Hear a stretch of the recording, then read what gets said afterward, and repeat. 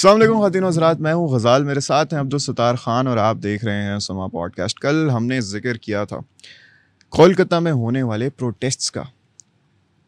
आज वो जो सिचुएशन है काफ़ी एस्केलेट कर गई है। प्रोटेस्ट जो हैं वो काफ़ी बड़े स्केल तक पहुँच गए हैं। ऐसा लगता है कि ever since the situation happened in Bangladesh, अब जब भी कोई ऐसा प्रोटेस्ट आता है और ख़ास तौर पे इस लेवल पे, तो थोड़ी सी अंदर से वो फीलिंग आ रही होती है, क्या पता ये भी सिचुएशन एस्केलेट करके वहाँ तक पहुँच जाए, क्या पता ये प्रोटेस्ट भी उस लेवल का हो जाए कि ये हुक्मरानों को गिरा सकें। सारे के सारे जितने भी सितारे हैं बॉलीवुड के, उन्होंने भी इस प्रोटेस्ट में शिरकत कर ली है, चाहे वो आयुष्मान खुराना हो, Kareena Kapoor, Karan Johar, you name it, हर किसी ने किसी ना किसी तरह इसमें शिरकत कर दी है। आइए जानते हैं अब्दुल सत्तार खान साहब से कि अभी तक की और ताज़ा तरीन क्या अपडेट्स हैं। सत्तार साहब, बांग्लादेश में जब से ये हुआ कि लड़के स्टूडेंट सड़कों पे आए, मुजाहरा किया, तो उस वक्त भी हमें भी नहीं लग रहा था कि अल्टीमेटली ये शेख हसीना जो है वो दुनिया की जो मजबूत तरीन वज़ीर आज़म में से एक वज़ीर आज़म थी। हम सोच भी नहीं सकते थे कि 15, 20, 25 दिनों में शेख हसीना रुखसत हो जाएगी, भाग जाएगी। अब ऐसा हो रहा है कि कहीं भी दुनिया के किसी हिस्से में भी कोई मुजाहरा हो, कोई प्रोटेस्ट हो, तो बैक ऑफ द माइंड ये एक चीज़ आ गई है कि हम हुक्मरान को ले बैठेंगे। मसलन वेस्ट बंगाल की जो चीफ मिनिस्टर मुख्यमंत्री है ममता बनर्जी, वो क्यों पहले दिन से बोली है कि बांग्लादेश मत बनने दो इसको, वेस्ट बंगाल को बांग्लादेश मत बनाओ। वो बीजेपी को भी कह रही है, communist party of India Marxist को भी कह रही है कि भाई आप लोग इसको बांग्लादेश की तरह की सूरत हाल में ले जाना चाहते हो। ये हुआ है, मैं खुद इसके खिलाफ हूँ। एक आधे दिन में खुद भी प्रोटेस्ट कर रही है, मार्च भी कर रही है। तो ये क्यों खौफ हुआ? और ये हुआ भी ऐसे कि बीजेपी ने भी बाकायदा ताबड़तोड़ हमले नहीं होते, ठा ठा करके उन्हें कीते। वो कमिश्नर है पुलिस का कलकत्ता का, वो बीजेपी उसको पड़ गई। वो पता नहीं विनीत गोयल है, क्या नाम है, उसको पड़ गई कि भाई आप इन्वेस्टिगेशन सही नहीं कर रहे।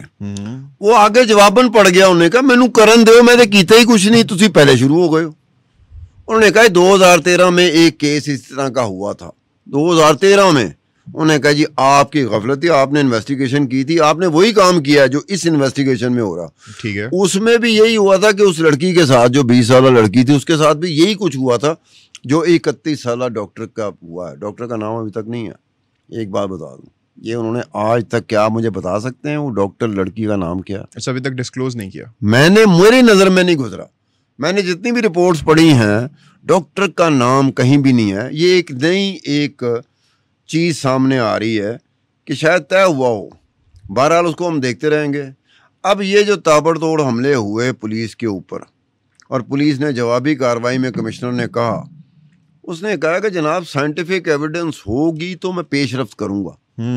उसने मीडिया को इल्ज़ाम दिया है। मीडिया वैसे होता है ऐसा ही है। ये हमारी जो मीडिया कैंपेन होती है ना, कई दफ़ा हम माइक पे आके बैठते हैं और कैमरा हमारे सामने होता है, हमें खुद नहीं पता होता एग्जैक्टली हुआ क्या है, लेकिन हम भड़का रहे होते हैं। जैसे ममता बनर्जी कहती है, वो खुद भी भड़काती रही है अपने वक्त में, ठीक है, उसके मुखालिफ भड़का रहे हैं। लेकिन कुछ पॉइंट हैं जो थोड़े थोड़े है ना, इन्वेस्टिगेशन प्रिलिमिनरी स्टेज पर है। इसको प्रिलिमिनरी स्टेज कहते हैं। इब्तदाइया तौर पे कुछ चीज़ें होती हैं, क्ल्यू मिलते हैं जिससे आप अंदाज़ा लगाना शुरू कर देते हैं। कोई हार्डकोर एविडेंस सामने नहीं आती। अब जो इब्तदाइया चीज़ आई है, वो मेरे जैसा बंदा भी सोच रहा है कि यार ये कह रहे हैं कि वाक़या हुआ था 3 AM to 5 AM। अब AM का मतलब तो ये सुबह ही हो गई ना। तो सुबह क्या उस हॉस्पिटल में, जो RG कार हॉस्पिटल है, हॉस्पिटल में वैसे अमूमी तौर पे रश रहता है, लेकिन हॉस्पिटल के भी रश आवर्स होते हैं। कोई वक्त होता है जिसमें हॉस्पिटल में बहुत ज़्यादा रश, और टिपिकली ये जो टाइम पीरियड है, इस पे खास के तौर पे खामोशी होती है, सन्नाटा ही होता है। खामोशी नहीं होती, लेकिन हम ये नहीं कह सकते सन्नाटा छाया होता, हम ये नहीं कह सकते हॉस्पिटल के बारे में, ये नहीं कह सकते। रिलेटिवली सन्नाटा छाया होता है। आपके घर में छाया हो सकता है, मेरे घर भी छाया हो सकता है, हमारे बाजारों में छाया हो सकता है। कुछ शेर फिर जावे, चलें, ऐसे बाजारों में उतनी हलचल नहीं होती, इसका मतलब है सुबह का। दूसरी बात ये हुई कि एक बंदा जो पकड़ा गया है, वो सिविल वॉलंटियर है, पुलिस के साथ अटैच है। अब वो पकड़ा गया, किस वजह से पकड़ा गया कि सीसीटीवी कैमरे ने उसको हॉस्पिटल की उस जगह में घुसते हुए देखा है। तो जो पोस्टमार्टम रिपोर्ट है उस लड़की के हवाले से, उसमें तो ये वाज़ेह तौर पर सामने बात आ रही है कि बंदे एक से ज़्यादा थे। तो क्या सीसीटीवी कैमरे ने सिर्फ एक ही बंदे को हॉस्पिटल के उस हिस्से में घुसते देखा? तो सीसीटीवी ने किसी और बंदे को नहीं देखा। सीसीटीवी 24 घंटे चलता है ना। ये तो नहीं है कि सीसी घंटे ने रिसेस ले ली हो या उसका 9 to 5 को टाइम हो कि सीसीटीवी ने 9 to 5 लिया, उसके बाद सीसीटीवी छुट्टी पे चला गया था। ये तो नहीं ना हुआ। सीसीटीवी जब चल रहा है तो एक ही बंदा आइडेंटिफाई क्यों हो रहा है? वो बंदा अरेस्ट हो चुका है, वो अरेस्ट कर लिया, लेकिन उसकी बुनियाद ये हुई कि सीसीटीवी कैमरे में ये बंदा इमारत के उस हिस्से में घुसता हुआ देखा गया। तो बाकी कौन? उससे कोई और बाकी इन्फॉर्मेशन कहाँ? निकली? नहीं, बाकी कहाँ? आपने एक को तो देख लिया ना, तो बाकी पोस्टमार्टम रिपोर्ट कह रही है जिस बेदर्दी के साथ उस लड़की के साथ हुआ है वो तो ऐसे लगता है कि जैसे हमारे यहाँ सियासतदान नहीं होते, अपने मुखालफों को कहते हैं कि साइको केस हैं। ये साइकोपाथ थे लोग। ये जो पोस्टमार्टम रिपोर्ट है ये यही इंडिकेट करे, जिन्होंने किसी ने भी किया ना, ये साइकोपाथ थे। कोई इंसान नहीं कह सकते, वो हैवान है। एक खास चीज़ होती है। अब उसके बाद चले जाते हैं कि जो गोयल है, जो कमिश्नर पुलिस है कलकत्ते का, वो कह रहा है कि जी मेरे पे प्रेशर है कि पोस्ट ग्रेजुएट एक स्टूडेंट को मैं पकड़ लूँ। मैं उस वक्त तक उसको नहीं पकड़ूंगा जब मेरे पास कोई एविडेंस नहीं आएगा। तो ये पोस्ट ग्रेजुएट स्टूडेंट है कौन? वो वाकई उसमें है? अगर प्रेशर है तो किस चीज़ का प्रेशर है? क्या एविडेंस का प्रेशर है या सियासी प्रेशर है? उसमें फिर एक और चीज़ हुई, ये जो मॉब गया है, जो मैंने कल भी बात नहीं की थी ना, कि मिसक्रिएंट्स आए under the garb of protesters and they try to stop them। देखा, अब ये हुआ है कि ये पता नहीं चल रहा, क्योंकि इंडिया की मेडिकल एसोसिएशन, जैसे पाकिस्तान की मेडिकल एसोसिएशन पीएमए है ना, इस तरह इंडिया की आईएमए है। उन्होंने नेशन वाइड स्ट्राइक की कॉल दे दी है डॉक्टर्स को कि जनाब ये 17 अगस्त से 18 अगस्त 6 बजे से लेके 6 बजे तक इसेंशियल और जो एमरजेंसी वाली जो सर्विसेज हैं वो तो बहाल रहेंगी, लेकिन रूटीन में ओपीडी भी नहीं चलेगा और ख़ास किस्म की सर्जरी वो भी नहीं होगी। तो ये है कि आप जिस जगह पे जा रहे हो, अब उसमें ये आ रहा है कि जो प्रोटेस्ट हो रहा था, उस प्रोटेस्ट में एक हिस्सा था जो कि उस हॉस्पिटल में घुसा और उसकी वजह से नर्सों को भागना पड़ा है। कोई मीडिया हाउसेस ने नर्सों का भी पूछा है on the condition of anonymity. उन्होंने कहा हमें अपनी जान और इज्जत बचानी मुश्किल हो गई थी, जिस तरीके से मॉब आया है। हम तो अपने जो बेड थे, जो मरीजों के बेड नहीं होते, बिल्कुल, उनके नीचे हमें पनाह लेनी पड़ी कि कहीं ये जो मॉब है ये कहीं साढ़े ना पहुंच जावे। इससे बात आगे जाती है, उन नर्सों के पास पुलिस ने भी पनाह ली जिनकी वहाँ पे पोस्टिंग थी, जो तैनात थे। वो पुलिस वाले भी नर्से ने नर्सों के पास कि खुदा के लिए हमें बचा लो, ये मॉब जो है ना कुछ भी कर देगा। और नर्सों ने पुलिस वालों को बचाया। वो अपने आप को भी बचा रही थी और पुलिस वालों को भी बचा रही थी। अब ये मॉब एक मॉब मेंटालिटी होती है। मॉब नहीं देखता कि इस बंदे का कोई कसूर है, कोई लेना देना है या नहीं है। मॉब बच चढ़ता, रास्ते में आया। अब देखो इस तरह की चीज़ें जो उभरती हैं, सामने आती हैं। एक कोई डॉक्टर है, एक्टर भी है, डॉक्टर भी है, और वो ट्रांसजेंडर कंटेंट क्रिएटर भी है। डॉक्टर में खैर त्रिनेत्री या त्रिनात्री उसका नाम है, ठीक है।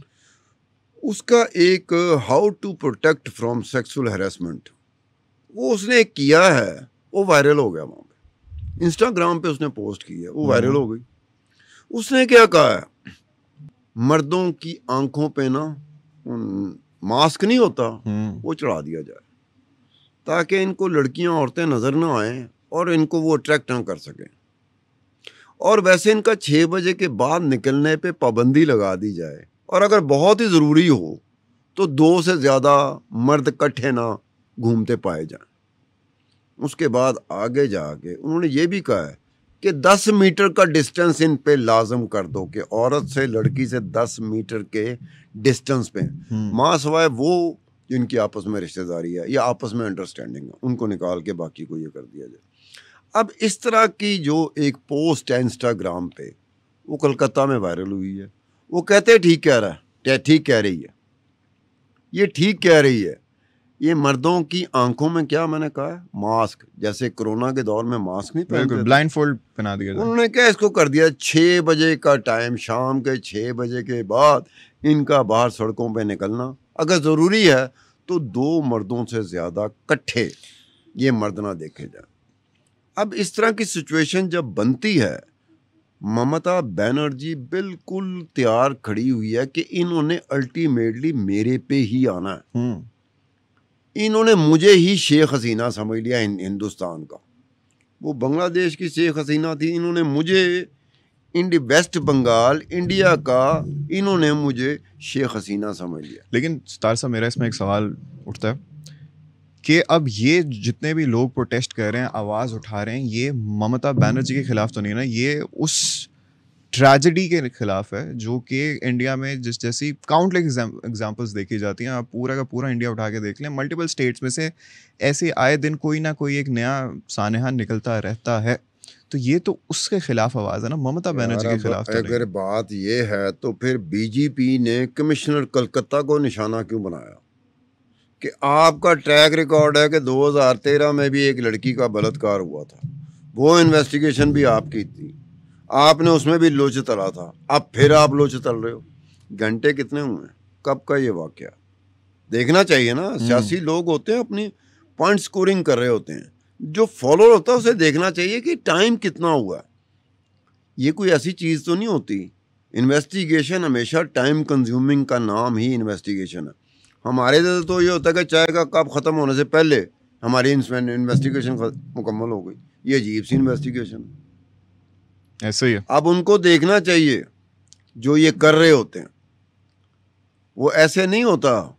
अब अगर वो आया है तो उसमें क्या हुआ कि ममता बनर्जी, उसके ऊपर अटैक हो रहा है, वो रिसीविंग एंड पे चली गई। उसे क्या जरूरत थी वक्त से पहले कह देना कि ये बांग्लादेश बनाना चाह रहे हैं वेस्ट में? उसे क्या जरूरत थी बताओ? चलो सवाल है तो आपसे, ममता बनर्जी को खुद क्या जरूरत पड़ गई कि उसने पहले कह दिया? ओ हो Could one say कि मे बी वो इनसिक्योर हो रही हैं?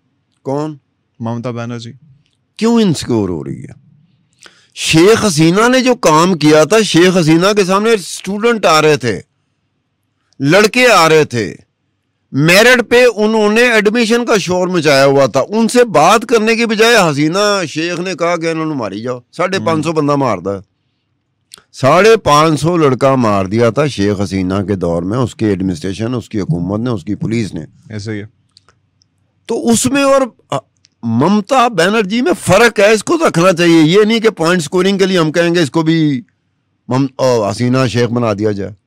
अब अगर हसीना शेख उसको बनाने में नाकाम रही बीजेपी और communist party of India Marxist, ये दोनों फेल हो जाती हैं, फिर बीजेपी सिचुएशन को यूज कर सकती यार है। वो होता है इंडिया में, पाकिस्तान में होता है। हमें सिर्फ एक चाय चाहिए, चाय का कप चाहिए। हाँ, आगे भरना साडा काम में, खाली करना साडा, अपने पॉलिटिकल रीजंस के लिए उस चीज को इस्तेमाल उसको करना। आप उस वक्त जाएंगे जब वाकई ये महसूस हो, पता चलना शुरू होए कि पुलिस की इन्वेस्टिगेशन वो डिफेक्टिव थी। अब पुलिस की इन्वेस्टिगेशन शुरू हुई थी ना, ममता बनर्जी ने 12 अगस्त को पुलिस को कहा था, कलकत्ता की पुलिस को कहा था कि अगर आपने सही तरह काम नहीं किया तो मैं ये इंक्वायरी ट्रांसफर कर दूंगी सीबीआई को। बिल्कुल, ये 12 अगस्त को ममता बनर्जी ने कहा था। 13 अगस्त को कलकत्ता हाई कोर्ट ने कह दिया कि ये ट्रांसफर करो ये इंक्वायरी। यानी कि एक दिन पहले तो ममता बनर्जी खुद कह रही थी।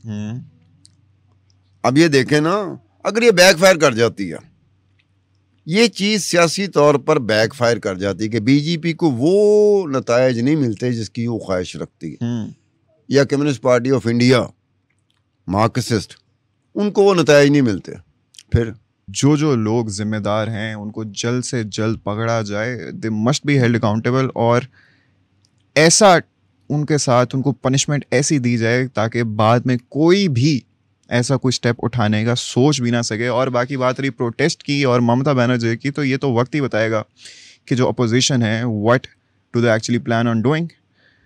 तब तक के लिए अपना ख्याल रखिएगा, आपसे मुलाकात होगी कल। अल्लाह हाफिज़।